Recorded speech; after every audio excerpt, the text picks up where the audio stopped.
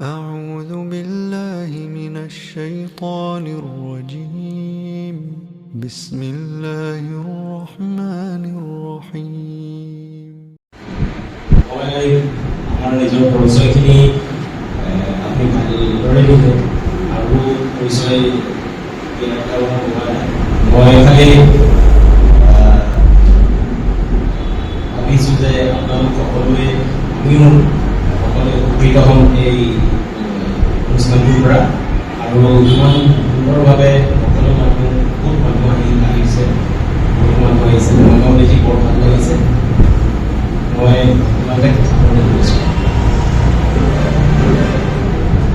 ধন্যবাদ জনালো পলম নকৰি আজি আমাৰ মূল কাৰ্যসূচীলৈ আমি অগ্ৰসৰ হ'ব বিচাৰিছোঁ আজিৰ আমাৰ অনুষ্ঠানটিৰ যিটো বিষয় কুৰাণ শিক্ষাৰ গুৰুত্ব বা ইম্পৰ্টেঞ্চ অফ লাৰ্ণিং কুৰাণ এটা তাৰিখত সলনি নোহোৱাকৈ আছে আৰু কুৰাণখন সৃষ্টি হৈছিল মানৱ জাতিৰ বাবে কুৰাণৰ যিবিলাক দিশ নিৰ্দেশনা আছে সমগ্ৰ মানৱ জাতিৰ বাবে সমগ্ৰ কাইনাতৰ বাবে আৰু কুৰাণৰ আধ্যাত্মিক পথ নিৰ্দেশনা যিটো কথা আছে আল্লাহৰ বাণী যি ঐশ্বৰিক পথ নিৰ্দেশনাৰ প্ৰতি আমাক প্ৰত্যক্ষ এটা সংযোগ আনি দিয়ে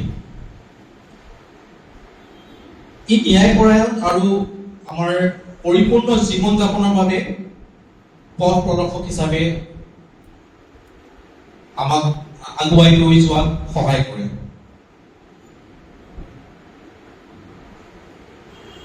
কুৰাণখন হ'ল আমাৰ বিশ্বাসৰ ভিত্তি আজি যে আমি এই শব্দটো শুনি একত্ৰিত হৈছো আহিছো সেইটো আমাৰ বিশ্বাস যে এই কুৰাণখন কি কুৰাণখন এখন কিতাপ আল্লাহৰ কিতাপ সেই বিশ্বাসটো যে আমাৰ আছে সেই বিশ্বাসক আধাৰিত কৰি আজি আমি ইয়াত একত্ৰিত হৈছো দুটা কথা শুনিবৰ বাবে আমি ইয়াত সমবেত হৈছো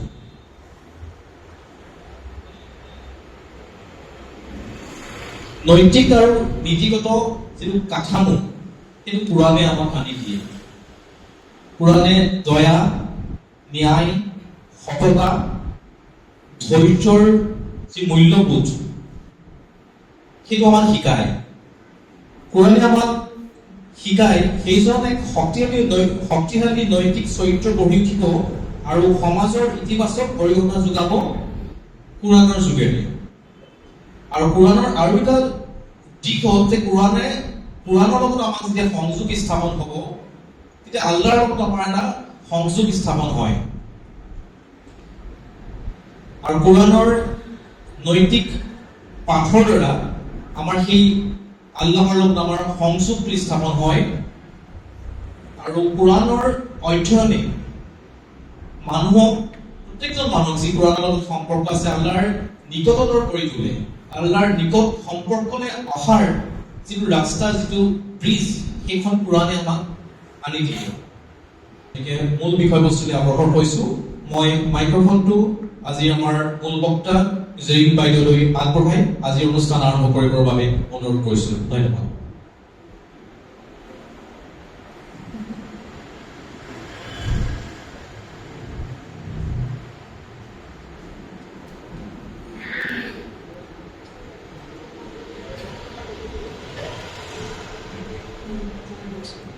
السلام عليكم ورحمة الله وبركاته إن الحمد لله نستعينه ونستغفره ونتوب إليه ونعوذ به من شرور أنفسنا وسيئات أعمالنا من يهد الله فلا مضل له ومن يضلل فلا هادي له ونشهد أن لا إله إلا الله وحده لا شريك له له الملك وله الحمد يحيي ويميت وهو على كل شيء قدير نشهد أن سيدنا ونبينا ومولانا محمدا عبد الله ورسوله أرسله بالهدى ودين الحق ليظهره على دين كله قدوة الأولين والآخرين وإمام الأنبياء والمرسلين وخاتم النبيين صلوات الله وسلامه عليه وعلى آله وصحبه أجمعين أما بعد فأعوذ بالله من الشيطان الرجيم بسم الله الرحمن الرحيم رب اشرح لي صدري ويسر لي أمري واحلل عقدة من লিসানি ইয়াফকাহু কাওলি। আজি আপোনালোকে সকলো মানে উপস্থিত হৈছে যে আমি কোৰআনখনত কি আছে। আচলতে আমি কোৰআনখন বুলি ক'লে আমি খুব বুজি পাওঁ। মানে যেতিয়া আমি ইয়াত থাকোঁতে আমি সদায় এটা বস্তু জানো যে কোৰআনখন আমি মানে ঘৰত খতম দিব লাগে, নহয় জানো? যে আমি এবাৰ জীৱনত এবাৰ হ'লেও বা বছৰত এবাৰ হ'লেও, অন্য নহ'লে আমি ৰমজান মাহত আমি কোৰআনখন এবাৰ খতম দিবলৈ চেষ্টা কৰোঁ, নহয় জানো? হয়, কোৰআনখন আমি খতম দিব লাগিব, নহয় জানো? কিন্তু কোৰআনখন যিহেতু আল্লাহ তাআলাই আমি এটা বস্তু চাওঁ, কোৰআনখন আল্লাহ তাআলাই এখন কিতাপ হিচাপে বা একে সময়তে দি দিয়া নাই। কোৰআনখন আহিছে 23 বছৰ এটা ব্যৱধানত, 23 বছৰৰ এটা ব্যৱধানত। গতিকে 23 বছৰৰ যে এই ব্যৱধানটো আল্লাহ তাআলাই ল'লে কিহৰ কাৰণে? যে তাৰপিছত আমি যেতিয়া চাহাবাসকলৰ দৌৰ মানে সময় যেতিয়া গুচি যাব বা ৰাসূল চালামৰ পিছত আমি কি কোৰআনখন মানে বাছ কিতাপ হিচাপে পাই গ'লোঁ, তাক আমি মানে দিনে ৰাতিয়ে খালি আৰু বুজি নুবুজি কোৰআনখন মানে পঢ়ি থাকিব লাগে। তাৰ কাৰণেতো ৰাসূল চালামে ইমান কষ্ট কৰি কোৰআনখন লোৱা নাই, তাৰ কাৰণেতো চাহাবাসকলে বা ৰাসূল চালামে ইমান কষ্ট কৰা নাই, ইমান ত্যাগ স্বীকাৰ কৰা নাই। গতিকে কোৰআনখন আচলতে আল্লাহ তাআলাই কৈছে যে যালিকাল কিতাবু লা ৰাইবা ফীহি হুদাল লিল মুত্তাকিন, এই কিতাপখন হৈছে তোমালোকৰ কাৰণে এখন হিদায়তৰ কিতাপ, পথ প্ৰদৰ্শনৰ কিতাপ। আৰু আল্লাহে কৈছে লাকাদ আনজালনা ইলাইকুম কিতাবান ফীহি যিকৰুকুম আফালা তাকিলুন, যে এই কিতাপখন তোমালোকৰ আল্লাহ তোমালোকৰ কাৰণে নাজিল কৰিছে আৰু তোমালোকৰ ওপৰত নাজিল কৰিছে, তোমালোকৰ ফালে নাজিল কৰিছে, আৰু এইখনত তোমালোকৰ কথাই আছে, এইখনত আমাৰ কথা আছে, আপোনাৰ মোৰ আমাৰ সকলোৰে কথা আছে। গতিকে আমি যেতিয়াই কোৰআনখন পঢ়িম তেতিয়াই আমি এইটো আমাৰ হেৰি হ'ব লাগে যে আল্লাহ তাআলাই আমাক কথা কৈ আছে, ডাইৰেক্ট স্পিচত আমাক প্ৰত্যক্ষভাৱে সম্বোধন কৰি আছে এই কোৰআনখন। কিন্তু আমাৰ দশা কি, যিহেতু আমি আৰবী বুজি নাপাওঁ আৰু আমি বুজিবলৈ আচলতে চেষ্টাও নকৰোঁ। আগতে আমাৰ আছিলে স্কুলবোৰত আৰবী ভাষাৰ ব্যৱস্থা, নহয় জানো? কিন্তু লাহে লাহে বস্তুটো আচলতে উঠি গ'ল। কিন্তু আচলতে কি জানে, কোৰআনখন আমাৰ আচলতে কি ক'ম, জীৱনী শক্তি, আমাৰ বেকবন হয় কোৰআনখন। আমি কোৰআনখন নজনাকৈ আচলতে আমি আমাৰ ইছলাম জানিছোঁ বুলি, আমাৰ দিন জানিছোঁ বুলি আমি কাঠি ক'ব নোৱাৰোঁ। কোৰআন নজনাকৈ দিন নাজানো, যদি কোৰআনখনৰ দৰকাৰে নাছিলে, কোৰআন নজনাকৈ যদি হৈ গ'ল, ৰাসূল ইছলাম যথেষ্ট আছিলে, ৰাসূল ইছলাম যথেষ্ট আছিলে কোৰআন মানে আমাৰ দিন বুজাবলৈ, আমাক ইছলাম দিবলৈ, কাৰণ আমাক নামাজ শিকাবলৈ, আমাৰ ৰোজাৰ কথা ক'বলৈ, হজৰ কথা ক'বলৈ, জাকাতৰ কথা ক'বলৈ কি দিগদাৰ আছিলে? কিন্তু তাৰ পিছত এখন কোৰআন আল্লাহ তাআলাই আমাক কিতাপ হিচাপে আমাক কিয় দিলে? কাৰণ আমি এখন কথাটো হৈছে যে আমি সকলোৱে বুজি পাব লাগিব। আৰু ইয়াত যিটো আল্লাহে কৈছে ফীহি যিকৰুকুম, যে তোমালোকৰে জিকিৰ আছে, তোমালোকৰে কথা আছে, ইয়াত তোমালোকৰে লিগেচি আছে, ইয়াত আমাৰে কথা। গতিকে আমাৰ কথানো কি কৈছে আল্লাহ তাআলাই, সেই বিষয়ে আমাৰ অকণো জানিবলৈ আচলতে ইচ্ছা নাযায়, আমাৰ অকণো জানিবলৈ ইচ্ছা নাযায়। আমি এখন বাছ ৰীতি-নীতিৰ এখন কিতাপ হিচাপে আমি কিতাপখন ৰাখি থৈ দিলোঁ, বাছ হৈ গ'ল। যেতিয়া আমাৰ মানুহ ঢুকাব তেতিয়া আমাৰ কোৰআন ওলায়, ৰমজান মাহ আহিব আমাৰ কোৰআন ওলায়, আমাৰ বিয়া বাৰু হয় লগত দিবলৈ কোৰআন ওলায়। কিন্তু তাৰ বাহিৰে আমাৰ অন্য সময়ত কোৰআনখনত কি কৈছে সেইটো বুজিবলৈ আমাৰ কাৰো সময়ো নাই, আমাৰ কাৰো ইচ্ছাও নাই। আচলতে এইটোৰ কাৰণে আজি যেনে আমাৰ মুছলমানৰ এই দুৰ্দশা। আল্লাহ তাআলাই কৈছে যে ৱাতাছিমু বিহাবলিল্লাহি জামিআন ওয়ালা তাফাৰাকু, যে তোমালোকে এই আল্লাহৰ ৰছীডাল, আৰু আল্লাহৰ ৰছী ৰাসূল সাল্লাল্লাহু কৈছে কোৰআনখন, আল্লাহৰ ৰছীডাল তোমালোকে খামুচ মাৰি ধৰি ৰাখা, আৰু তোমালোক কেতিয়াও ভাগ ভাগ নহবা। আৰু আজি আমাৰ মুছলমানৰ মাজত ইমান ভাগ, মানে ইমান ভাগত আমি বিভক্ত কিহৰ কাৰণে? আমাৰতো কোৰআন এক, আমাৰ দিন এক, আমাৰ ৰাসূল এক, আল্লাহ এক, তাৰ পিছত আমাৰ মাজত ইমান ভাগ বতৰা কিহৰ? কাৰণ আল্লাহ তাআলাৰ এই হুকুমটো আমি নাই শুনা যে ৱাতাছিমু বিহাবলিল্লাহি জামিআন ওয়ালা তাফাৰাকু, যে আল্লাহৰ ৰছীডাল খামুচ মাৰি ধৰি ৰাখা, এইডালৰ তোমালোক কেতিয়াও ভাগ ভাগ নহবা। এয়া আল্লাহ তাআলাৰ ডাইৰেক্ট কমাণ্ড, ডাইৰেক্ট হুকুম। আচলতে কোৰআনৰ আয়াতসমূহ কি জানে, কোৰআনৰ আয়াতসমূহ আচলতে আল্লাহ তাআলাই আমাৰ যিহেতু পথ প্ৰদৰ্শনৰ কাৰণে দিছে, নহয় জানো? গতিকে কোৰাণৰ আয়াতসমূহক আমি দুটা ভাগত ভাগ কৰিব পাৰোঁ। কোৰাণৰ আয়াতসমূহ দুটা ভাগত ভাগ কৰোঁ। সূৰা আল ইমৰানতে আল্লাহ তাআলাই কৈছে যে কোৰাণৰ আয়াতসমূহ দুটা ভাগত ভাগ কৰা হৈছে। এটা হৈছে মুহকামাত আৰু এইখিনি আয়াত হৈছে মুতাশাবিহাত। মুহকামাত আয়াতবোৰ হৈছে আচলতে যিবোৰ আমাৰ দৈনন্দিন জীৱনৰ আমাৰ যিখিনি সমস্যা আছে, দৈনন্দিন জীৱন আমি কি ধৰণে অতিবাহিত কৰিব লাগে তাৰ ওপৰত যিখিনি নিৰ্দেশনা আছে সেইখিনি হৈছে মুহকামাত আয়াত। আৰু তাৰ বাহিৰে যিখিনি ধৰক গায়বৰ কথা, আল্লাহ তাআলাই যিহেতু মানুহৰ জীৱনটো এই পৃথিৱীৰ জীৱনটো আমাৰ শেষ নহয়, পৃথিৱীৰ জীৱনটো শেষ নহয়, আমাৰ মৰণৰ পিছতো এটা জীৱন আছে, এটা চিৰস্থায়ী জীৱন আছে। গতিকে সেই জীৱনটোনো কেনেকুৱা হ'ব, মৃত্যুৰ পিছৰ জীৱন আমি কোনেও দেখা নাই, জীৱিত অৱস্থাটো দেখাটো সম্ভৱো নহয়। গতিকে এই জীৱনটো কেনেকুৱা হ'ব, আমাৰ কেনেকুৱা ধৰণৰ আমি জীৱন বা কি কি বস্তু থাকিব, সেইখিনি বিষয়ে যিখিনি বস্তু উল্লেখ আছে নহয়, যিখিনি গায়বৰ কথা বুলি আমি কওঁ, সেইখিনি হৈছে মুতাশাবিহাত। এতিয়া কথা হৈছে কি, আমাৰ যে মেইন যিখিনি আল্লাহ তাআলাই সূৰা আল ইমৰানতে কৈছে যে যিখিনি আমাৰ মেইন কথা, প্ৰধান যিখিনি কথা জানিবলগীয়া, আমাৰ জীৱনটো অতিবাহিত কৰিবৰ কাৰণে যিখিনি আমাক মেইন বস্তু দৰকাৰ, সেইখিনি হৈছে আমাৰ মুহকামাত আয়াতখিনি। তাত আল্লাহে আমাৰ বিষয়ে কি কৈছে, আৰু এই মুহকামাত আয়াতখিনি যিখিনি আমাক পথ প্ৰদৰ্শন কৰে আমাৰ জীৱনটো অতিবাহিত কৰিবলৈ, সেইখিনিত আমি দেখা পাওঁ বিভিন্ন সময়ৰ বিভিন্ন জাতি, বিভিন্ন মানুহৰ, বিভিন্ন কম, বিভিন্ন ৰচুলৰ তেওঁলোকৰ বিষয়ে উল্লেখ আছে, তেওঁলোকৰ কাহিনীসমূহ আছে।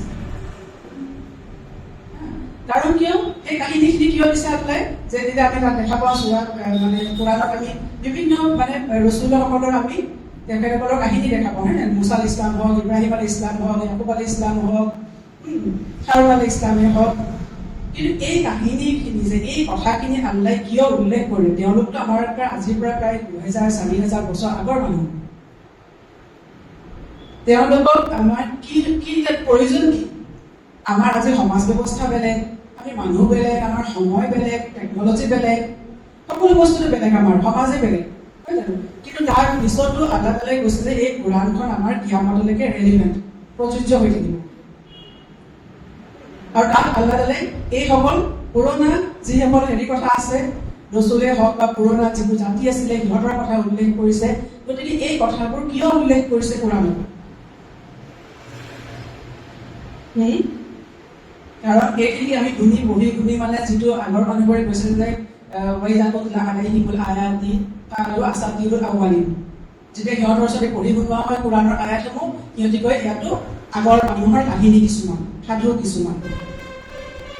আজি আমাৰো সেই একেটাই ৰখা হৈছে, আমি এই কাহিনীবোৰ পঢ়ো, কিন্তু সেইখিনি আমাৰ তাৰ পৰা আমি কোনো আচলতে তাৰ মাজত কি কথা কৈছে আমি সেইখিনি বুজিবলৈ চেষ্টা নকৰোঁ। আৰু এই কাহিনীবোৰৰ মাজতে চাব আমাৰ নিজৰ জীৱনৰ কিছুমান আমাৰ সমস্যা, আমাৰ নিজৰ জীৱনত লগা বিভিন্ন ধৰণৰ কাম কাজৰ বৰ্ণনা আছে, আমাৰ জীৱনৰ আমি সন্মুখীন সমস্যাৰ সমাধানসমূহ আছে এই কাহিনীবোৰতে। আৰু তাৰ পৰাই আমি আমাৰ জীৱনৰ যিটো গতিপথ আমি তাৰ পৰাই নিৰ্ধাৰণ কৰি লওঁ। কাৰণ আল্লাহ তাআলাই ৰাসূলুল্লাহ সাল্লাল্লাহু আলাইহি যেতিয়া ৰাসূলুল্লাহ সাল্লাল্লাহু আলাইহি আল্লাহ তাআলাই নবুৱত দিলে, তেতিয়া ৰাসূলুল্লাহ নবী কি হয়, ৰচুল কি হয়, কেনেকে ইছলামৰ কাম কৰিব, দিনে ইছলাম তেওঁ কেনেকে কৰিব, একো নাজানিছিলে। ৰাসূলুল্লাহ সাল্লাল্লাহু আলাইহি তেওঁৰ কোনো স্কুলীয়া শিক্ষা বা তেনেকুৱা কোনো শিক্ষা নাছিলে। আল্লাহ তাআলাই কোৰাণত এই আগৰ নবীসকলৰ কথা কৈ আল্লাহে তেওঁক শিক্ষা দিলে যে আপুনিও এই ধৰণে কাম কৰক। আৰু ৰাসূলুল্লাহ সাল্লাল্লাহু আলাইহি পিছত সেই ধৰণে আমাক সেই কাম কৰিবলৈ কোৱা হৈছে, যিহেতু আমি উম্মতে মুছলিমা, আমি ৰাসূলুল্লাহ সাল্লাল্লাহু আলাইহি ৱাৰিছ হয়, উত্তৰাধিকাৰী হয়। আমাক আল্লাহ তাআলাই কি কৈছে কোৰাণত, যে তোমালোক হৈছা উম্মাতান ওয়াসাতান ওয়া কাযালিকা জাআলনাকুম উম্মাতান ওয়াসাতান লিতাকুনু শুহাদাই আলান নাসি ওয়া ইয়াকুনু রাসূলু আলাইকুম শাহিদা। যে তোমালোক উম্মতে ওয়াসাত হয়, আমি সেন্ট্রেল উম্মত, মুসলমান সেন্ট্রেল উম্মত। সেন্ট্রেল উম্মত বুলি ক'লে আমি কি বুজি পাওঁ? অৰ্থাৎ আন মানুহে নিজৰ জীৱন অতিবাহিত কৰিবলৈ আমাক চাব, কাৰণ আমাৰ ওচৰত আমাৰ কোৰাণ আছে আৰু আমাৰ ওচৰত আমাৰ ৰচুলৰ শিক্ষা আছে সাল্লাল্লাহু আলাইহি ওয়াসাল্লাম। গতিকে সেই বস্তুখিনি আমাৰ ওচৰত নাই, সেইখিনি আমাক চাব সিহঁতি। গতিকে আমি শিকিম প্ৰথমে সেইখিনি, আমি শিকিলেহে আনক শিকাব পাৰিম। আৰু এইটো আল্লাহ তাআলাৰ সূৰা বাকাৰাত আল্লাহ তাআলা আমাক ডাইৰেক্ট হুকুম দিছে যে কাযালিকা জাআলনাকুম উম্মাতান ওয়াসাতান, তোমালোকক উম্মতে ওয়াসাত হিচাপে তৈয়াৰ কৰা হ'ল। এয়া সাহাবাসকলক কৈ আছে। সেই সময়ত সাহাবাসকলৰ পিছত সেয়া প্ৰত্যেক মুছলমানৰ ওপৰতে কথাটো লাগু হ'ব। গতিকে উম্মতে ওয়াসাত বুলি কৈ দিলে কাম শেষ আমাৰ।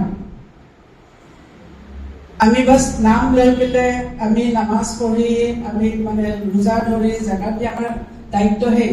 এয়াতো ইছলামৰ আচলতে 5% বস্তু, বাকী 95% ইছলাম কি আমি নাজানো, বাকী 95% আমি একো নাজানো।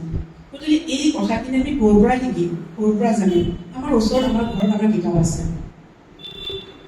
আৰু এই কথাটো আমি শিকিবলৈ আমি সকলোৱে চেষ্টা কৰিব লাগিব। নহ'লে কি হ'ব জানে, আমাৰ লগতে আমাৰ দিন গুচি যাব। আমাৰ পিছৰ জেনেৰেশ্যনলৈ আমি দিন পঠিয়াব নোৱাৰিম।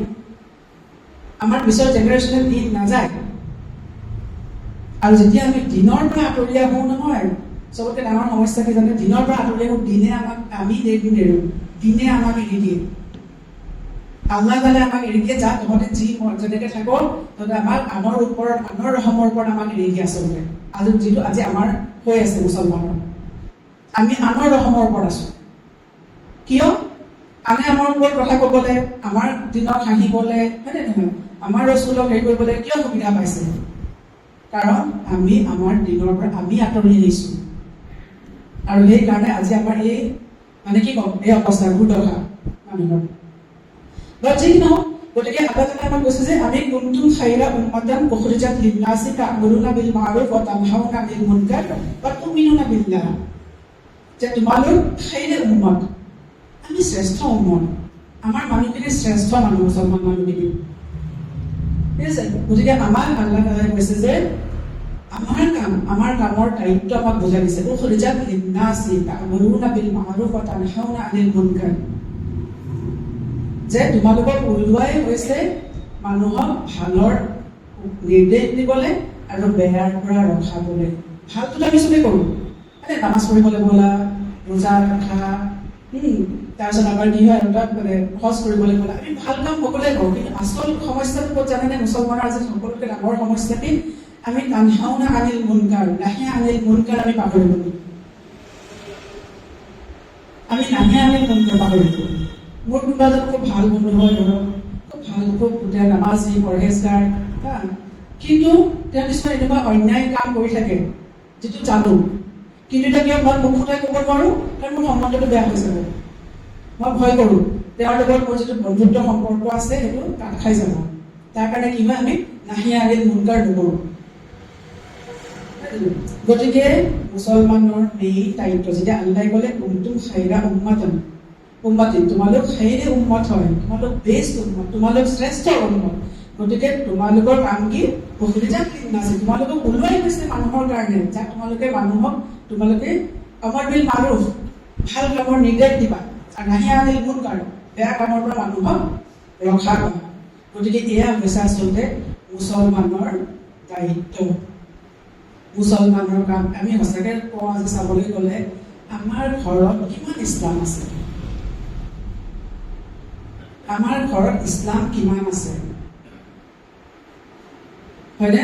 আমাৰ খোৱা বোৱা, উঠা বহা, আমাৰ কাম কাজ, আমাৰ যিটো মানুহক দিবলগীয়া হক দিব লাগে, আমাৰ ঘৰৰ ল'ৰা ছোৱালীৰ যিটো হক, আমাৰ মহিলাসকলৰ যিটো হক, আমাৰ যিখিনি আমাৰ দলৰ মানুহৰ যিখিনি হক, সেই গোটেইখিনি আমি দিওঁনে মানুহক?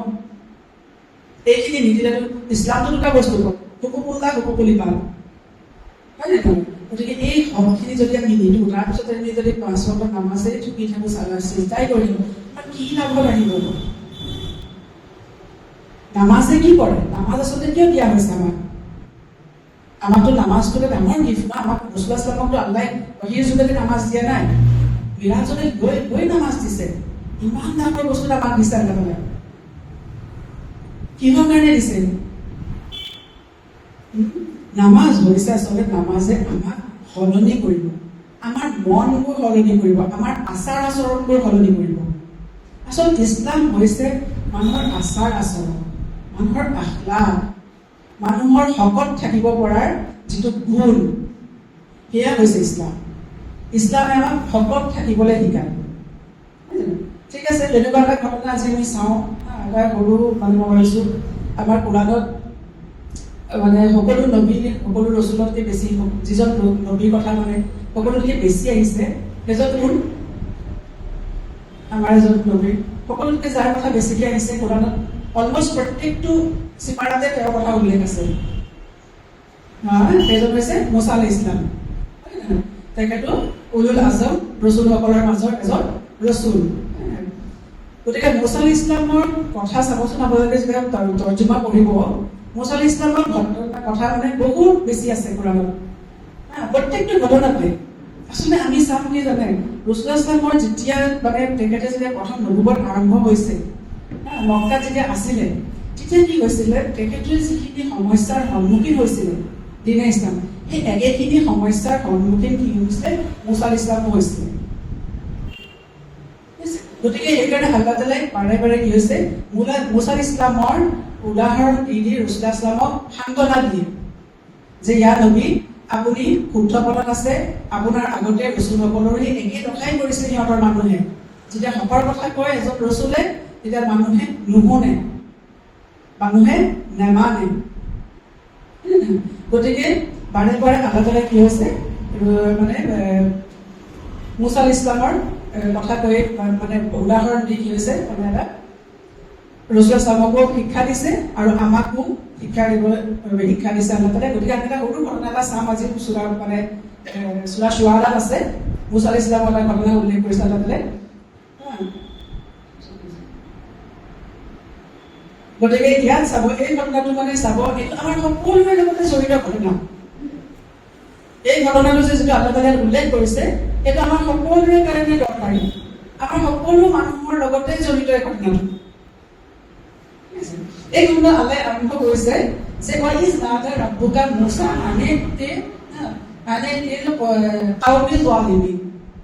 যে আল্লাহে কৈছে, যেতিয়া আল্লাহ তাআলাই মুছা আলাইহিছ সালামক মানে ক'লে যে মাতিলে চিনাই পাহাৰত, আমি জানো তোৰে চিনিয়ত যে তোমাৰ এয়া মুছা, তুমি এটা কওমৰ ফালে তোমাক ৰচুল কৰি পঠোৱা হৈছে তোমাৰ ৰবৰ ফালৰ পৰা। সেই কওমটো কি হৈছে? জালিম কওম হয়। ঠিক আছে, সেই কওমটো জালিম কওম।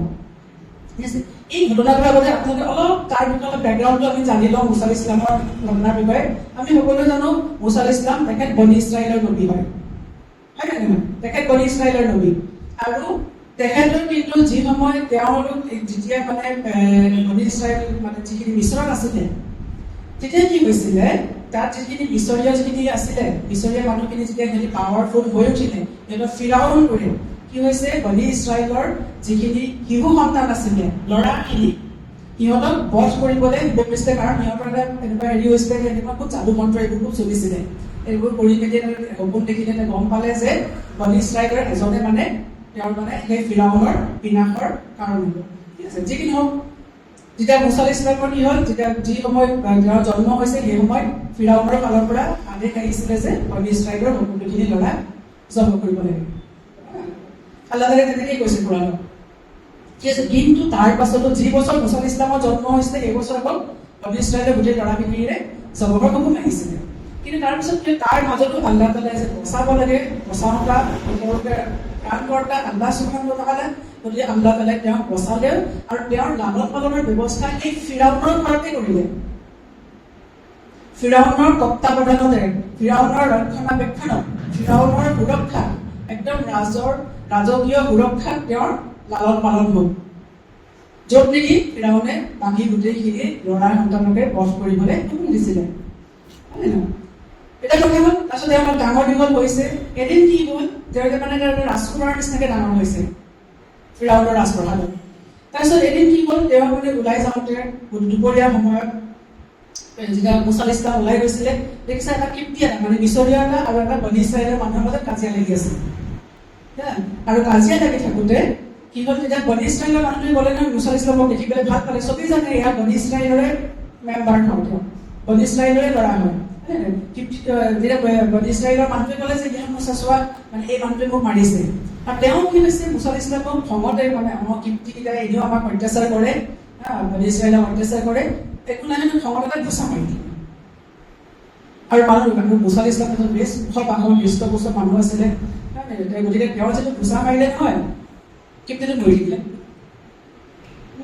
এতিয়া কি হ'ল আচলতে যিখিনি মিছৰীয় মানুহ আছিলে সিহঁতিটো জানে, যিখিনি ধৰক ৰজাৰ মানে হেৰিৰ ওচৰৰ মানুহ আছিলে, মানে ৰাজপ্ৰসাদৰ যিখিনি মেম্বাৰ আছিলে সিহঁতিটো জানে যে মুছা ইছলাম মানে বনি ইছৰাইলৰ সিহঁতৰ শত্ৰুপক্ষৰ, কিন্তু ইমান মানে ৰাজকীয় হেৰি ডাঙৰ দীঘল হৈছে, সুৰক্ষা বেষ্টনীৰ মাজত ডাঙৰ হৈছে, সিহঁতৰ সদায় এটা মানে হেৰি লাগি আছে কেনেকে মানে ইয়াক উলিয়াব পাৰি।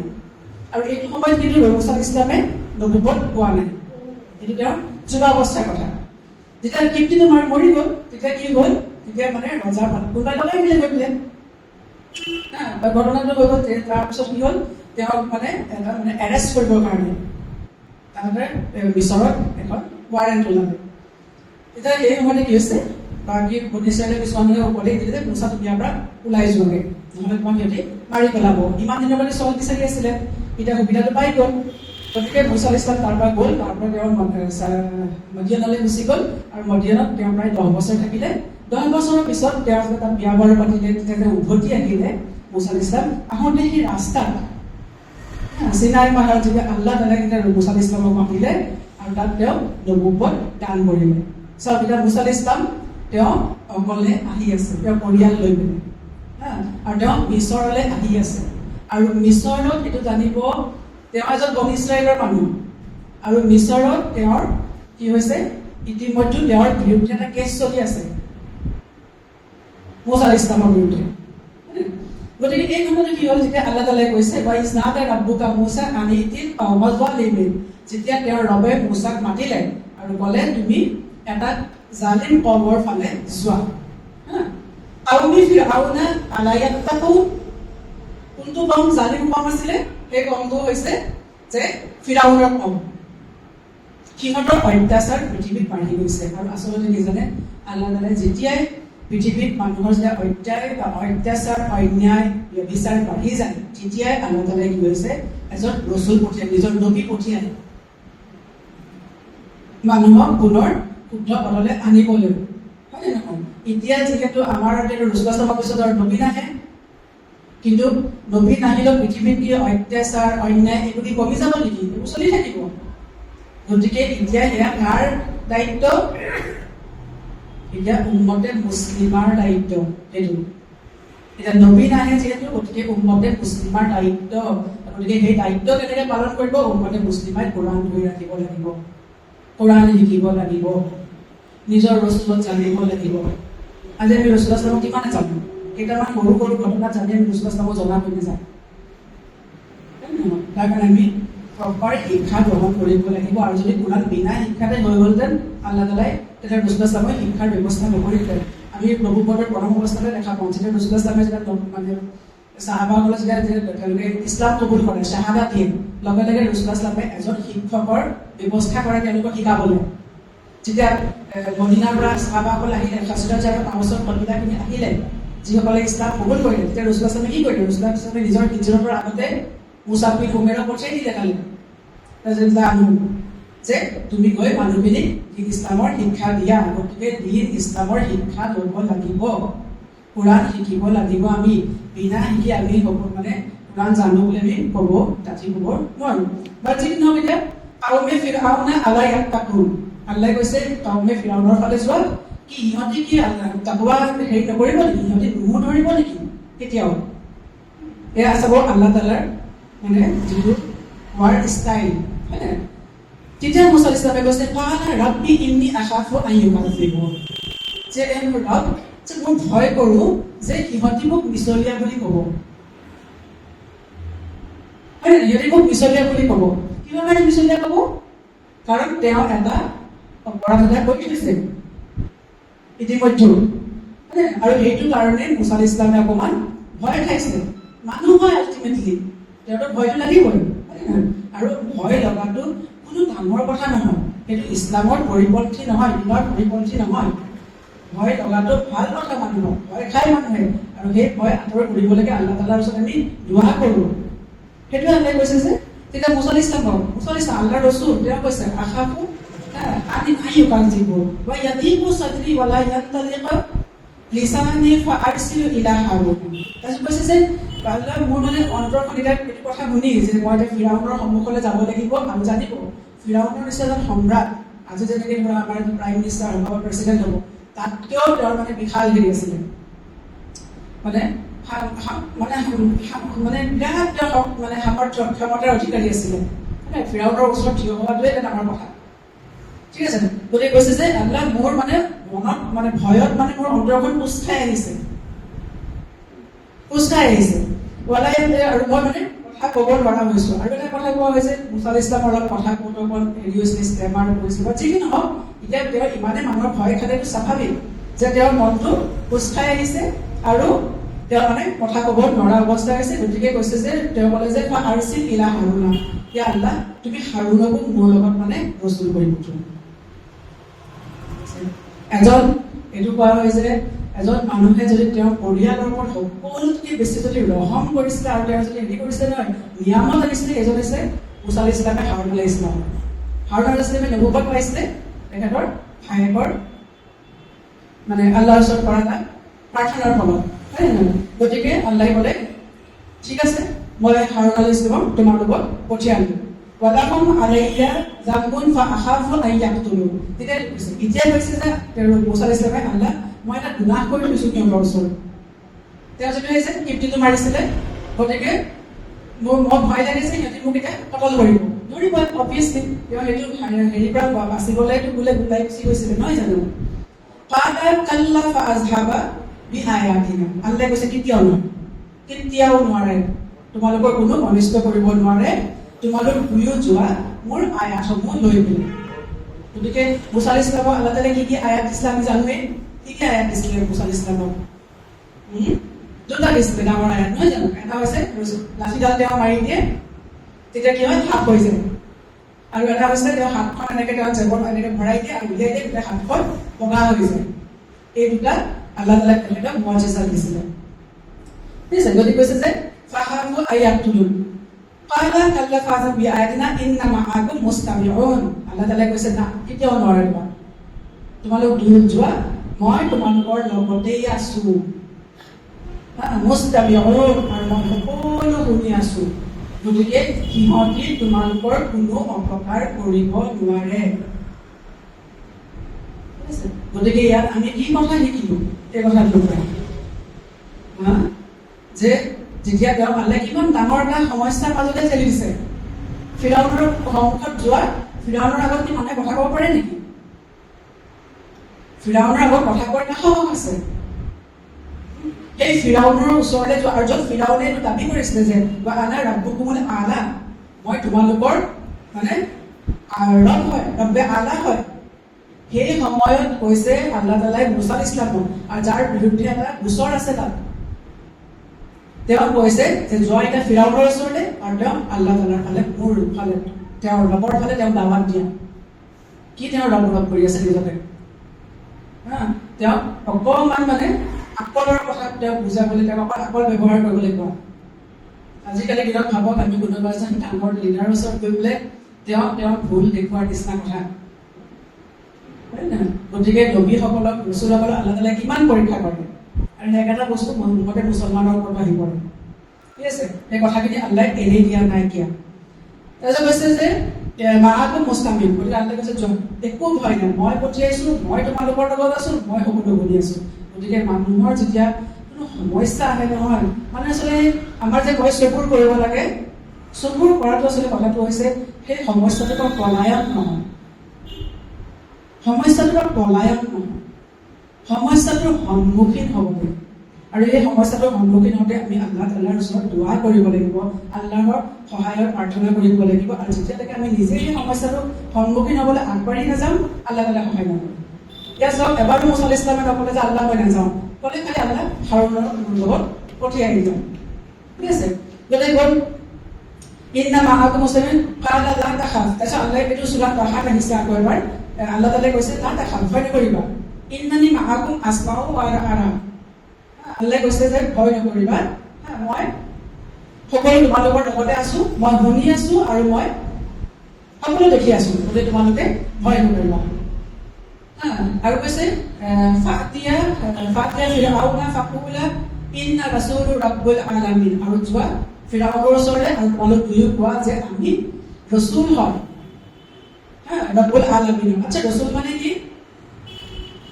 ৰসুল মানে হৈছে কাৰোবাৰ বাৰ্তাবাহক। ইয়াতে আৰবিত ৰসুল বুলি কয়, পেছেঞ্জাৰ, কাৰোবাৰ বাৰ্তাবাহক। চিঠিখনকো ৰিচালা বুলি কয়, চিঠিখন যে পঠে এইখনৰ ৰিচালা কয়, ঠিক আছে। গতিকে ৰিচালা যোনে লৈ আহে, চিঠিখন যোনে কঢ়িয়াই আনে তেওঁ হৈছে ৰসুল, বাৰ্তা যোনে কঢ়িয়াই আনে তেওঁ হৈছে ৰসুল।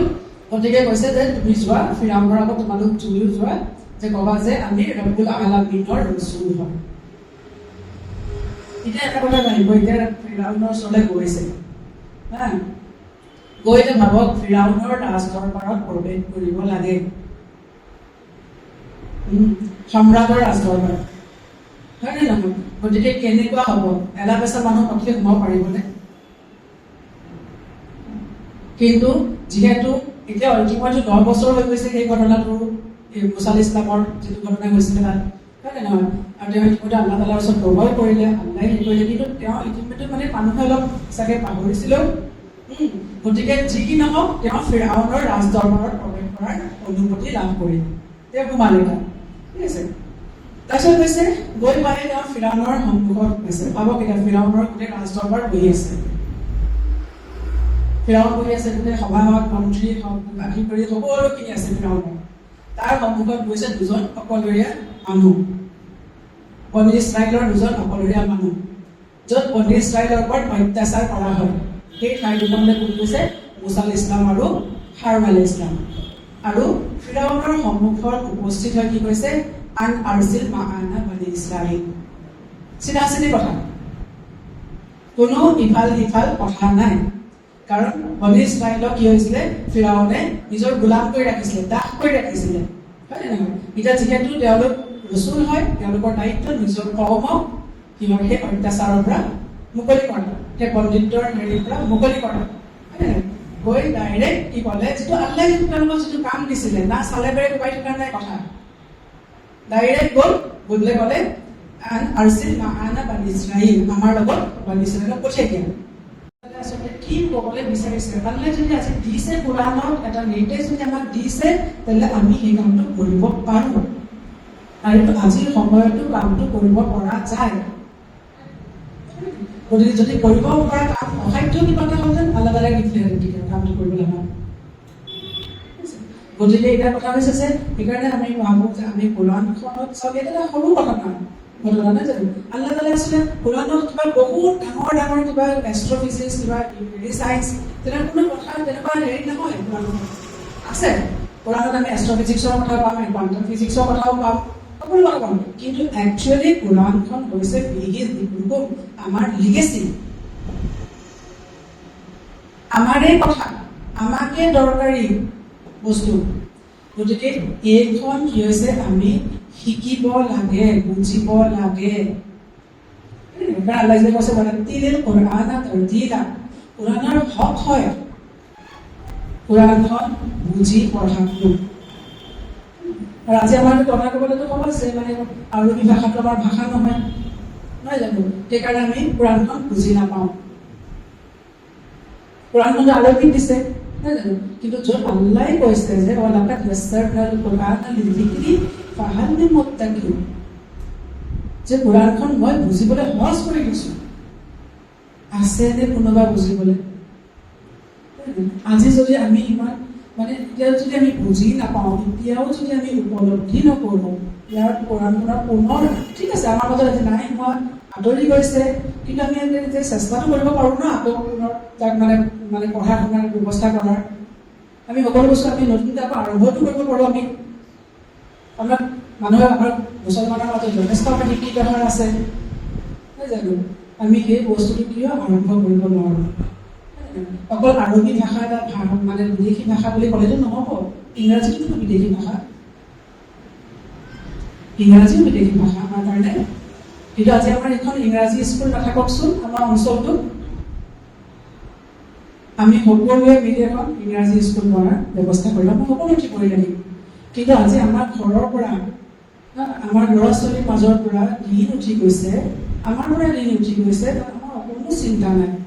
আৰু এই যে আমাৰ যে সমস্যাবোৰ আহিছে, সেইটো নাভাবিব যে এয়া বাহিৰা মানুহে কৰিছে, আমাৰ ওপৰত মানুহ মানে আমাৰ প্ৰতি দুষাদী হৈ যাব বুলি ক'লে, আমাৰ ওপৰত মানে প্ৰভাৱশালী হৈ পৰিছে মানুহ।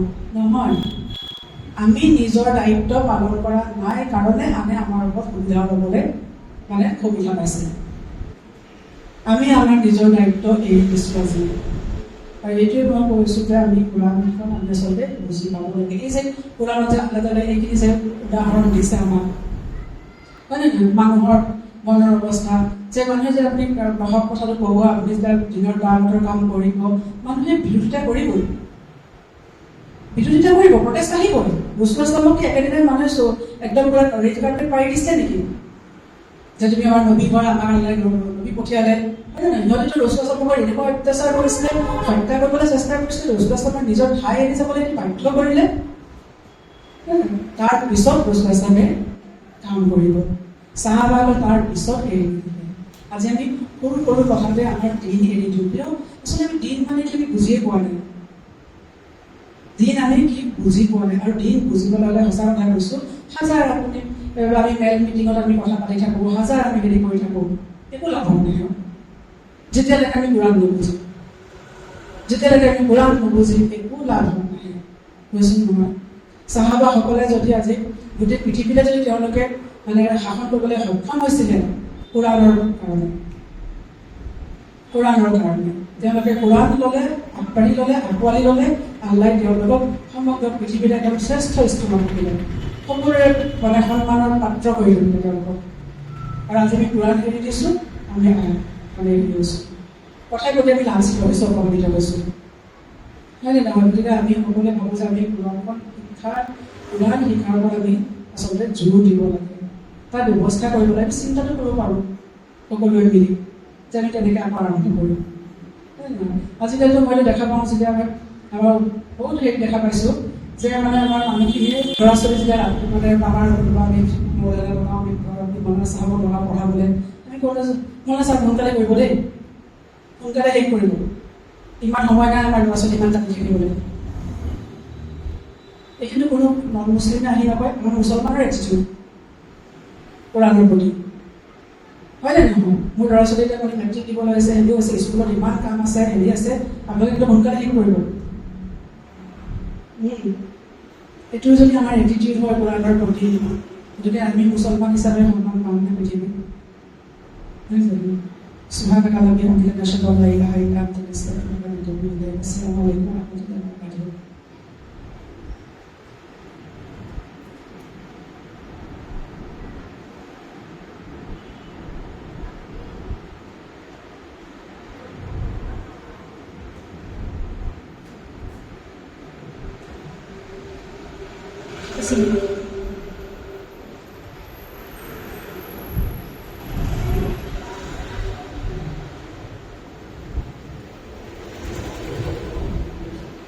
প্ৰশ্নোত্তৰ সিদ্ধান্ত ৰখা হৈছিল। যদি কিবা প্ৰশ্ন আছে আমাৰ অতিথি মহোদয়ে আপোনালোকে কৰিব পাৰে, তেওঁ আপোনালোকৰ উত্তৰ নিশ্চয় কৰিব।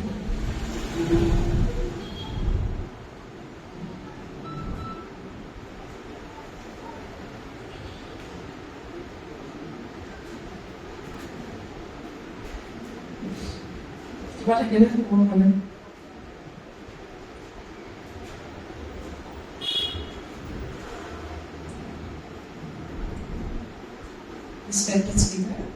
আপোনাৰ কথাখিনি শুনি অতি ভাল লাগিলে, বহুতখিনি জানিব পাৰিলোঁ, বহুতখিনি বুজিব পাৰিলোঁ। আৰু মোৰ এটা প্ৰশ্ন আছে যে এই যে কোৰাণ শ্বৰীফৰ যোনখিনি মিনিং আমি জানিব লাগে, এতিয়া তাৰ কাৰণেতো বহুতখিনি বাৰু আজিকালি কিতাপো আছে বা আপোনাৰ টেকন'লজিও বহুতখিনি হেৰি কৰিছে, কিন্তু আমাৰ যোনখিনি সৰু সৰু ল'ৰা ছোৱালীবিলাক আছে, তেওঁলোকে কোৰাণ শিকি আছে, তেওঁলোকে মক্তবত গৈ আছে, ঘৰত পাৰ্চনেলি ঘৰতে শিকি আছে, চ' তেওঁলোকক কেনেকুৱা মানে মই যোনটো মানে অনুভৱ কৰোঁ বা দেখিছোঁ, তেওঁলোকক আমি যোনটো ৱেত শিকিছিলোঁ যে আমাক মোবাইল যোনটো আপুনি ক'লে ন যে কোৰাণ খতম দিয়াটো, সেইটো ময়ো মানে ধৰক সঁচা কথা ক'ব গ'লে মই ভাবোঁ মোৰ ডাঙৰ ল'ৰাটো পঢ়ি আছে সি খতম দি দিয়ক, কিন্তু সেই বস্তুটো যে পঢ়ি গৈ আছে কিন্তু তাৰ মিনিংটো তেওঁলোকে বুজি পাইছে নে নাই। চ' তাৰ কাৰণে কিবা তেনেকুৱা ধৰণৰ আমি মানে ব্যৱস্থা আছে নেকি বাৰু ল'ব পৰা, সেইটোহে জানিব বিচাৰিছোঁ। ব্যৱস্থাটো আমাৰ সকলোৰে আছে, আপোনালোক সকলো গণ্যমান্য ব্যক্তি বহিয়ে আছে, হয়নে নহয়? ৰাইজে নজোকাৰিলে নহয় বহে।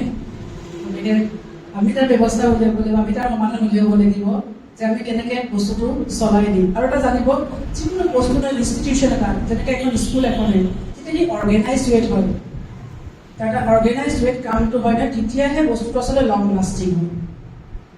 সেই বস্তুটো মই আচলতে দেখিলোঁ মই এতিয়া চৌদি আৰৱলৈ গ'লোঁ, তাত দেখা পালোঁ এতিয়া সিহঁতৰ মাজত ধৰক মানে মই আগতেও কৈছোঁ, যোৱাবাৰো উল্লেখ কৰিছিলোঁ যে তেওঁলোকে পুৰা ধৰক মানে তেওঁলোকৰ ডাক্তৰ হওক, ইঞ্জিনিয়াৰ হওক, জাষ্টিছ, চিফ জাষ্টিছ হওক, তেওঁলোকে প্ৰায়ভাগে মানে হাফিজে কোৰাণ।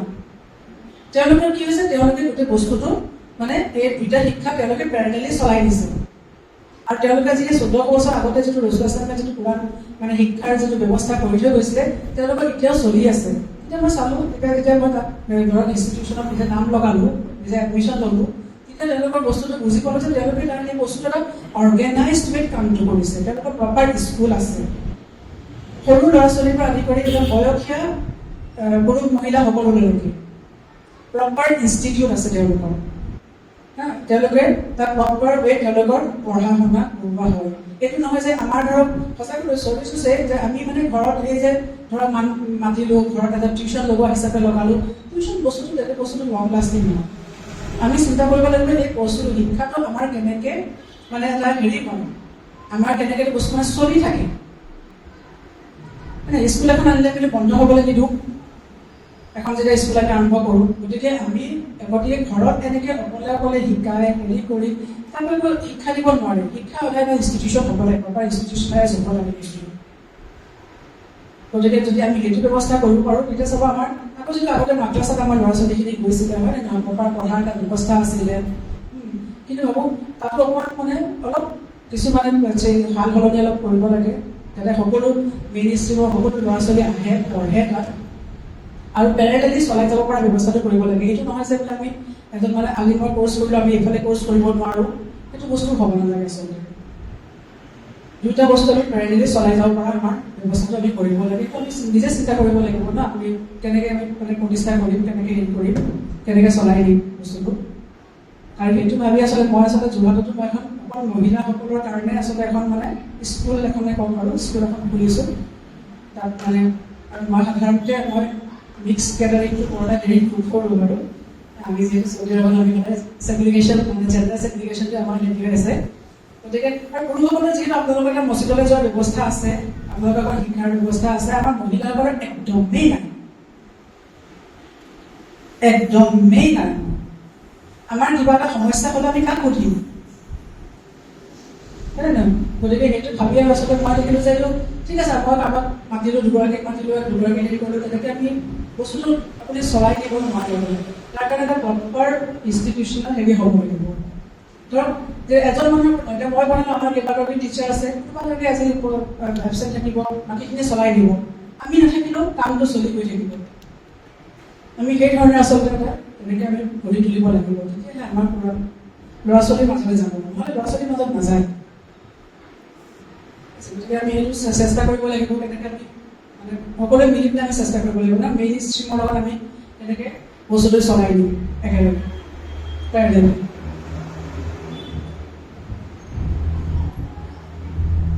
ধন্যবাদ, দুয়োকে ধন্যবাদ প্ৰশ্ন কৰোঁতা আৰু দুটা হ'ল।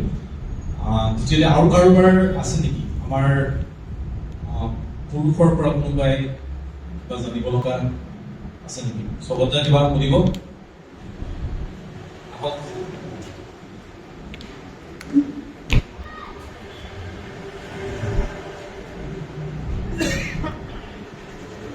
আসসালামু আলাইকুম।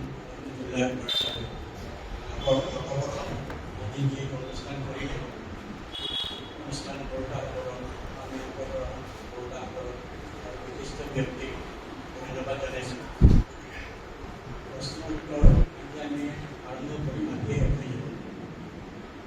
আমাৰ যেনেকুৱা যিখিনি কথা ক'লে প্ৰস্তাৱ ক'লে বা আৰম্ভ কৰি দিলে, আমাৰ ডিব্ৰুগড়ৰ বিষয়ে মই মানে প্ৰশ্ন নহয় যদিও কৰিব বিচাৰিছোঁ কথা যে মই যিটো অনুভৱ কৰিলোঁ ডিব্ৰুগড় টাউনত যে 2-4জন 10জন মানুহে বহি এটা আলোচনা কৰে যে এনেকুৱা এটা ডেভেলপ কৰিব লাগে, কিন্তু আকৌ বেলেগ এটা ঠাইত আকৌ 10-15জনে আলোচনা কৰি এটা ডেভেলপ কৰিব লাগে, 4-5টা ঠাইত বেলেগ বেলেগ আলোচনা কৰে আৰু শেষত মানে আকৌ ডেভেলপ। গতিকে মই এইটো ভাবোঁ আজিৰ অনুষ্ঠানতে এইটো মই নিজেই প্ৰায় বিশিষ্ট ব্যক্তি, টকা পইচা থকা ব্যক্তি যিসকল আছে প্ৰায় 6জনমান মানুহ আজি এমাহৰ ভিতৰত লগ কৰা হৈছে। লগ কৰি এই কথাটো পতা হৈছিল যে আমাক মুছলিম ছোৱালী এটা স্কুল লাগে, মুছলিম ছোৱালী স্কুল কেলে লাগে এতিয়া আমাক এই কথাটো কওঁ যে আমাৰ বাইদেৱে ক'লে যে এনেকুৱা প্ৰগ্ৰাম সাধাৰণতে মই নকৰোঁ, কিন্তু মহিলাৰ কাৰণেই কৰোঁ। এই শব্দটোৰ ওপৰতে ভিত্তি মই কৈছোঁ। মোৰ ছোৱালীজনী শিশু ভাৰতীত পঢ়িছিল, তাৰ পৰা তাই পাছ কৰিলে আৰু কলেজো তাই তাৰ পৰাই পাছ কৰিলে। তাই যেতিয়া গাভৰু হ'ল মই তেওঁলোকৰ স্কাৰ্ট আৰু টপ দিলে স্কাৰ্টৰ লগত পিন্ধিবলৈ মই এই কথাটো পচন্দ নকৰিলোঁ।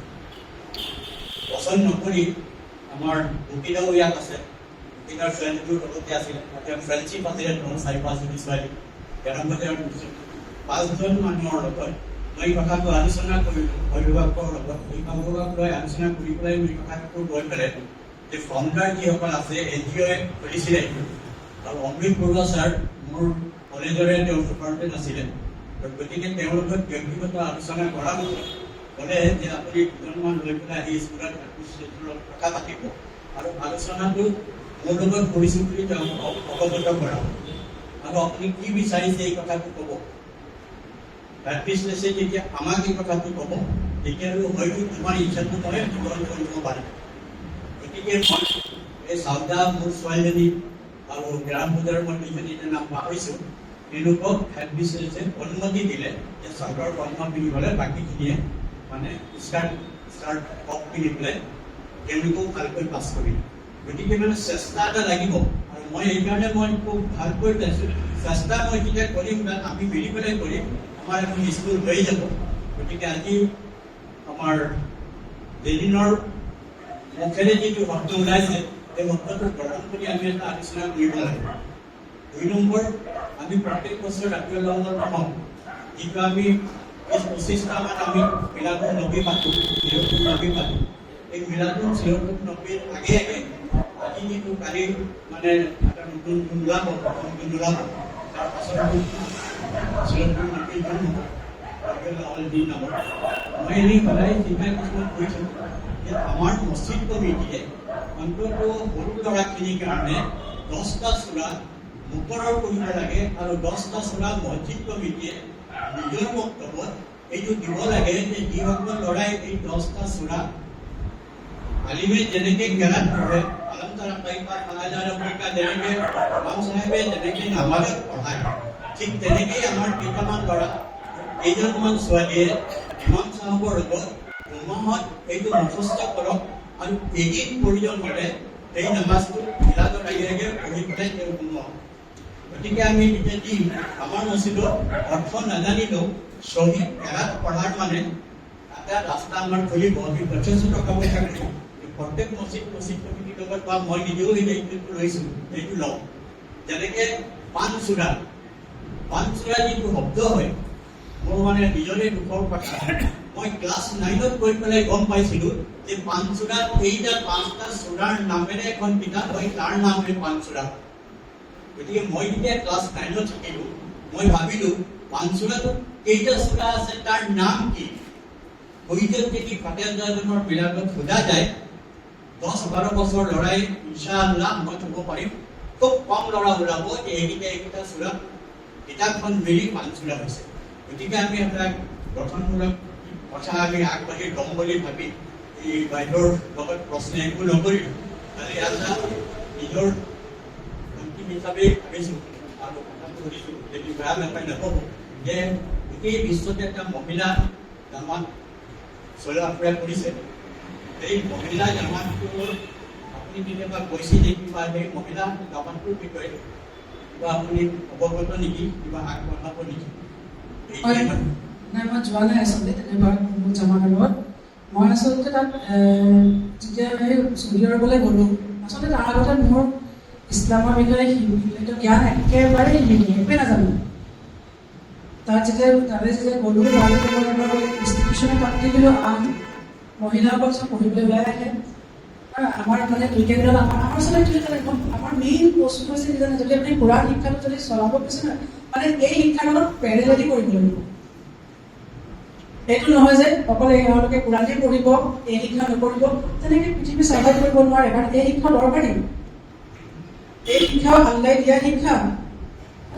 গতিকে আমাৰ আচলতে মেইন সমস্যা হৈছে আমি যিসকলে ধৰক কোৰাণ শিক্ষাৰ কাৰণে যাওঁ, আমি সেইটো শিক্ষাৰ পৰা বঞ্চিত হওঁ। আৰু সেইকাৰণে আচলতে যিহেতু আমাৰ চাকৰি বাকৰি সকলো উপাৰ্জন এই শিক্ষাৰ ওপৰত আমাৰ ডিপেণ্ড কৰি আছে, নিৰ্ভৰশীল, সেইকাৰণে আমি কোৰাণ শিক্ষাৰ ওপৰত গুৰুত্ব নিদিওঁ। হয় নহয়? আমাৰ সেইটোৱে সমস্যা নহয় জানো? গতিকে সেই বেৰিয়াৰটো আমি নিজে ভাঙিব লাগিব। গতিকে তাৰ কাৰণে আমি কি কৰিব লাগিব, পেৰেলেলি শিকাৰ ব্যৱস্থা কৰিব লাগিব। মই তাত যিটো দেখিলোঁ, আমাৰ তাত কি হয় জানে, আচৰৰ পৰা মগিবৰ সময়খিনি আমাৰ তাতে আচলতে স্কুলবোৰ জুহুৰৰ সময়ত ছুটি হৈ যায়, ফজৰৰ পিছে পিছে আৰম্ভ হয়, জুহুৰৰ সময়ত আমাৰ ছুটি হৈ যাব, সেইটো তেওঁলোকৰ ছিষ্টেম। তাৰপৰা আচৰৰ পৰা জুহুৰৰ পৰা আচৰলৈকে আমাৰ ছুটি থাকে, ল'ৰা ছোৱালী ঘৰ আহিব আৰম্ভ কৰে, মানুহ অফিচৰ পৰা আহি যায়। আচৰৰ পৰা মগিবলৈকে আমাৰ তাত পুৰাণ ক্লাছ হয়, ইনষ্টিটিউটবোৰ আমাৰ স্কুল আছে। আমাৰ প্ৰত্যেক মছজিদৰ লগে লগে আমাৰ অঞ্চলৰ প্ৰত্যেক অঞ্চলতে আমাৰ স্কুল আছে। তাত পুৰুষৰ বেলেগ, মহিলাৰ বেলেগ। পুৰুষ মানে একদম সৰু ল'ৰাৰ পৰা একদম বয়সীয়ালৈকে, মহিলা একদম সৰু ছোৱালীৰ পৰা বয়সীয়ালৈকে। আমাৰ বিভিন্ন ক্লাছৰুম আছে, বয়স অনুসৰি, ক্লাছ অনুসৰি, কোৰ্চ অনুসৰি আমাৰ বেলেগ বেলেগ ক্লাছৰুম আছে। আৰু সেইটো ক্লাছৰ পৰা মগিবলৈকে হয়। আৰু এটা ক্লাছ হয় আমাৰ কিছুমান ঘৰত যিসকল চাকৰিয়াল থাকে, তেওঁলোকে জইন কৰিব নোৱাৰে, তেতিয়া আমাৰ শুকুৰবাৰে শনিবাৰে আমাৰ ক্লাছ হয়। আমাৰ শুকুৰ শনিবাৰটো আমাৰ উইকেণ্ড হয়, তাত আমাৰ ক্লাছ হয়। আৰু তাত আপুনি বিশ্বাস কৰক, মই মহিলাসকলৰ কথাহে জানো, পুৰুষসকলৰ কথা ইমান নাজানো। তাত আমাৰ মহিলাসকলৰ যিসকলে আমাক পঢ়াবলৈ আহে তালৈ, তেওঁলোকে প্ৰত্যেকেই তেওঁলোক মানে চাকৰি কৰা মানুহ। আমাৰ যিগৰাকী টিচাৰ, তেওঁ এখন বেলেগ এখন স্কুলৰ টিচাৰ হয়, আমাৰ গ্ৰামাৰ পঢ়াবলৈ আহে। এগৰাকী আহে, তেখেত এখন আমাৰ আছে যিখন মেইন হস্পিটেল, তেওঁৰ ডক্টৰ হয়, তেখেত গাইনকলজিষ্ট হয়, তেখেতে পুৰাণৰ মানে শিক্ষা, তেখেতে ক্ৰীড়া শিকাবলৈ আহে। মানে যোনে যেনেকৈ পাৰে, হয় শিকিবলৈ আহিব, নহয় শিকাব লাগিব, তাৰ মহিলাসকল তেনেকৈ ওলাই আহে। আৰু এইটো নাভাবিব যে তেওঁলোকে চাকৰি নকৰে। আগৰ মাইকীমানৰ কোনো আমি চাগে আমি ইমান চাকৰিয়ে নকৰোঁ, চব মানুহে চব চাকৰি কৰে, মহিলাসকলে চবেই ওলাই আহে চাকৰি কৰিবলৈ। খালি সিহঁতৰ এই এটা পাব্লিচিটি বোলা বস্তু বা শ্ব' অফ বোলা বস্তু সিহঁতৰ নাই কাৰণে আমি গম নাপাওঁ। কিন্তু সিহঁতৰ প্ৰত্যেকগৰাকী মাইকী মানুহে ধৰক কাম কৰিবলৈ ওলাই আহে। আৰু তেওঁলোকে ঠিক তেনেধৰণে তেওঁলোকে এইটো কাম যেনেকৈ কৰে, তেওঁলোকে এই পুৰাণ শিক্ষাৰ কামো সমানে চলাই। মই য'ত শিক্ষা মানে হিপছ কৰিবলৈ যাওঁ, তাত এগৰাকী মানুহে লাঠি লৈ আহে, লাখুটি লৈ আহে, 70ৰ উৰ্ধত তেখেতে যেনেকৈ 6-7 মুখস্থ কৰি থাকে। তেওঁক দেখি লাজতে মই মুখস্থ কৰিব আছিলোঁ। মাজে মাজে ইমান টান লাগে, সেইখিনি নিচিনা লাগে, কিন্তু তেওঁক দেখিয়ে মানে মনত এটা হেৰি পাওঁ যে আমি শিকিব লাগে, পঢ়িব লাগে। প্ৰত্যেক মানুহ। গতিকে আমি এই বস্তু মই ভাবোঁ মানে আমি পেৰেলেলি কেনেকৈ চলাই নিম, সেইটো আমি চিন্তা কৰিব লাগিব। আমাৰতো শিক্ষকসকল বহুত আছে, আমাৰ স্কলাৰ আদি বহুত আছে আমাৰ, হয় নে নহয়? গতিকে তেওঁলোকে আৰু আমি সকলোৱে মিলি বহিটো চিন্তা কৰোঁ যে আমি বস্তুটো কেনেকৈ চলাই দিম, সেইটো এটা কাৰণ দিব লাগিব। কিন্তু আমাৰ শিক্ষকসকলে বহুত আছে।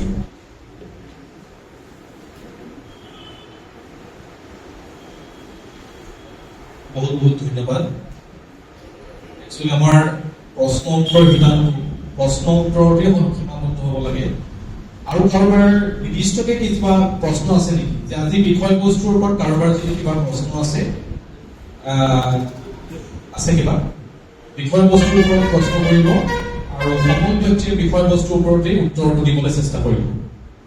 আসসালামু আলাইকুম। ভূমিকা এটা কথা ভাবিব বিচাৰিছোঁ। আমি প্ৰথমতে মই আপোনাক কৈলোঁ যে আমি কোৰাণখনৰ মিনিং জানিবলৈ কাৰণে, অৰ্থবিলাক জানিবলৈ কাৰণে সহজ উপায়টো আপুনি শিকাই দিব পাৰিব। দ্বিতীয় কথা হ'ল, আমি সৰুৰ পৰা মই মছজিদতে কোৰাণ শিকা, এতিয়াও আমাৰ মছজিদত মক্তব হয়। বেয়া নহ'ব কথাষাৰ মই প্ৰশ্ন উত্থাপন কৰিছোঁ। আমাক কোৰাণখন শিকায়, আমাৰ ল'ৰা ছোৱালীবিলাকক শিকায়। আমাৰ যিখিনি প্ৰথম আলিফ বা আজিকালি আবা হ'ল, আগতে আলিফ আছে, এই গোটেইখিনি শিকোৱাৰ পিছত আমাৰ বানানখিনি সম্পূৰ্ণৰূপে কৰাৰ পিছত আমি যেতিয়া পঢ়া হওঁ, চবক দি আমি কোৰাণখন কোৱা কাইদা পঢ়োঁ, আমচুকীয়া পঢ়োঁ, কোৰাণ পঢ়ি যাওঁ।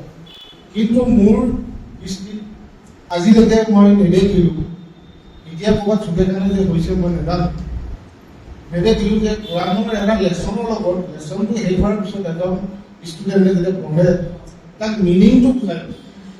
তেতিয়া যদি মিনিংটো বুজোৱা মোক আজি 40 বছৰৰ আগত বুজোৱা মই মিনিংটো বুজি পালোঁ। মোক কোৰাণ খতম দিবলৈ কৈছিলে, ছমাহত মই কোৰাণ খতম দিলোঁ, যোৱা পৰা হ'ল খতম হ'ল। কিন্তু সেইখিনি গুচি গ'লোঁ, এতিয়া কৈ লাভ নাই। এতিয়া পৰ্যায়ত যদি আমি তেনেকুৱা আমাৰ ইমাম ছাৰসকলে যেতিয়া মক্তবত কোৰাণ পঢ়াব, শিকাব, আৰবি শিকাব, লগতে যদি অৰ্থটো শিকাই যায় অতি সহজ হ'ব। আৰু আপোনালোকক অনুৰোধ কৰিছোঁ, আমি শিকিবলৈ কাৰণে আমি কোৰাণ কৰিব পাৰোঁ কিন্তু অৰ্থ নাজানো, কিবা সহজ টেকনিক আপুনি যেতিয়া ক'লে তেনেকৈ ক'লে মই আগতে মোৰ ইমান নলেজ নাছিল, আমাক দিয়ক আমি তেনেকৈ জ্ঞান ল'ব পাৰোঁ। ধন্যবাদ। টিপছটো সেইটোৱে আৰু যে আপোনালোকে আপোনাৰ আছে নাই ইমান বহুত আমাৰতো যথেষ্ট স্কলাৰ আছে নহয় জানো, ধৰক যে আমাৰ শিকাৰ ব্যৱস্থা কৰক, আমি কেনেকৈ শিকিম, আমিতো নাজানো এতিয়া, হয় নহয়? এতিয়া সঁচা কথা কৈছোঁ, আমি নিজেতো নাজানো, গতিকে যিসকল জনাসকল আছে আমি তেওঁলোকক ধৰিব লাগিব।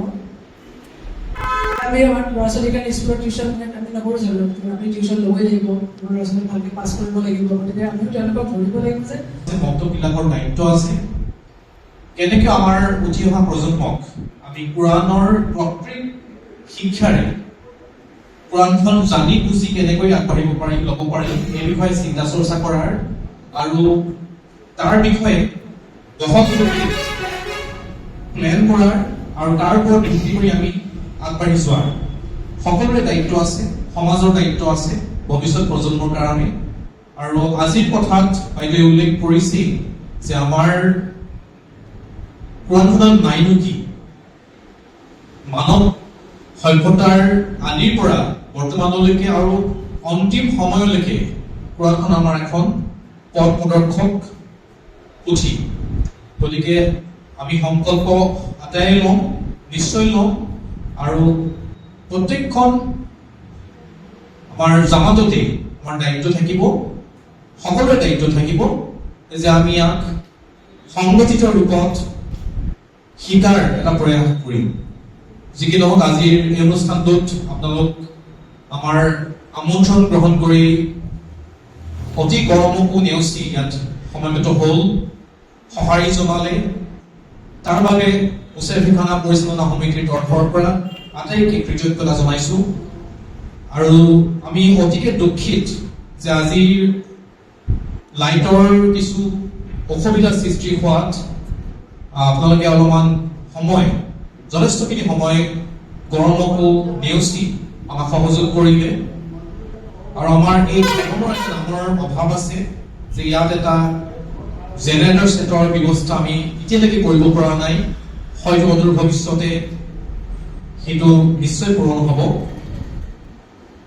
পুনৰবাৰ মই আমাৰ ডক্টৰ সাহেব ডক্টৰ গাফাৰ জামান সাহেবক ধন্যবাদ জনাইছোঁ, জেৰিন তানবীৰ বাইদেউকো ধন্যবাদ জনাইছোঁ। তেওঁলোক সপৰিয়ালে আমাৰ আমন্ত্ৰণ ৰক্ষা কৰি যোৰহাটৰ পৰা পুৱাতেই আজি আহিছে, গোটেই দিনটো আমাৰ লগত অতিবাহিত কৰিছে, ঘৰ গৈ পোৱালৈকে ৰাতিয়ে হ'ব। গতিকে তেওঁলোকৰ এই সহযোগৰ বাবে মুছাফিৰখানা পৰিচালনা সমিতি তেওঁলোকৰ ওচৰত কৃতজ্ঞ হৈ ৰ'ব। লগতে ধন্যবাদ জনাইছোঁ আমাৰ মুছাফিৰখানা পৰিচালনা সমিতিৰ সন্মানীয় সভাপতি মহোদয়ক, তেখেতৰ সুদিহা পৰামৰ্শৰে এই সভাখন সাফল্যমণ্ডিত হৈ উঠিল। ধন্যবাদ জনাইছোঁ নালিপুল মছজিদৰ পেইচ ইমাম সাহেব, তেখেতৰ ব্যস্ততাৰ মাজতো আমাক আহি উৎসাহিত কৰিল। লগতে ধন্যবাদ জনাইছোঁ নালিপুল মছজিদ পৰিচালনা সমিতিৰ সন্মানীয় সভাপতি মহোদয় ইজাজুৰ ৰহমান সাহেব। আৰু সৰ্বতোপ্ৰথমে মই উল্লেখ কৰাৰ দৰে সদৰমী ৰাইজলৈ, পুৰুষ মহিলা সকলোলৈ আপোনালোকৰ যি সঁহাৰি আমি পালো, আমাক পুনৰ এনেকুৱা ধৰণৰ অনুষ্ঠান কৰিবলৈ কাৰণে উৎসাহিত কৰিব। ভৱিষ্যতৰ দিনত নিশ্চয় এনেকুৱা ধৰণৰ বা ইয়াতকৈ অলপমান ভাল ধৰণে আমি কৰিবলৈ কাৰণে চেষ্টা কৰিম। এইখিনি কৈ মই আপোনালোকক পুনৰবাৰ সকলোকে অন্তৰকৰণে ধন্যবাদ জনাই আজিৰ অনুষ্ঠানটো ইমানতে সামৰণি মৰা বুলি ঘোষণা কৰিলো। ধন্যবাদ। আল্লাহ হাফিজ। صدق الله العلي العظيم